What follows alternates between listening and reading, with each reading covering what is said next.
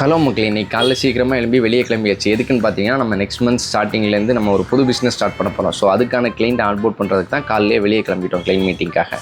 சரி, அப்படியே நம்ம கிளம்பி அண்ணா வீட்டுக்கு போயிட்டு அவனை பார்த்துட்டு கொஞ்சம் நேரம் அவன்கிட்டையும் பேசி அரட்டை அடிச்சு, ஸோ அவன் காரை எடுத்துக்கிட்டு நம்ம கிளைண்ட் மீட்டிங், நம்மளோட ஃபஸ்ட்டு கிளைண்ட் மீட்டிங் அட்டன் பண்ணுறதுக்காக நாங்கள் 3 பேரும் கிளம்பிட்டோம். ஒரு வழியாக ஃபஸ்ட்டு கிளைண்ட் மீட்டிங் அட்டன் பண்ணி முடிச்சுட்டு வரதுக்கு மத்தியானம் ஆயிடுச்சு. சக்ஸஸ்ஃபுல்லி நம்ம ஃபஸ்ட்டு கிளைண்ட்டை ஆன்போர்ட் பண்ணிட்டோம். ஸோ அப்படியே அந்த மீட்டிங் முடிச்சுட்டு செகண்ட் மீட்டிங் போகிறதுக்கு முன்னாடி மத்தியானம் ஆனனால ஸோ ஒரு டீ பிரேக் எடுத்துக்கிட்டு அப்படியே செகண்ட் மீட்டிங் அட்டன் பண்ண போயிட்டோம். ஸோ அங்கேயும் மீட்டிங்லாம் முடிச்சுட்டு வரதுக்கு ஈவினிங் 4 மணி ஆயிடுச்சு. லக்கிலி நம்மளோட செகண்ட் கிளைண்ட்டையும் ஆன்போர்ட் பண்ணிட்டோம். நாங்கள் என்ன பிஸ்னஸ் பண்ண போகிறோன்றதை நீங்கள் மறக்காமல் கெஸ் பண்ணி கமெண்ட் செக்ஷனில் சொல்லுங்கள்.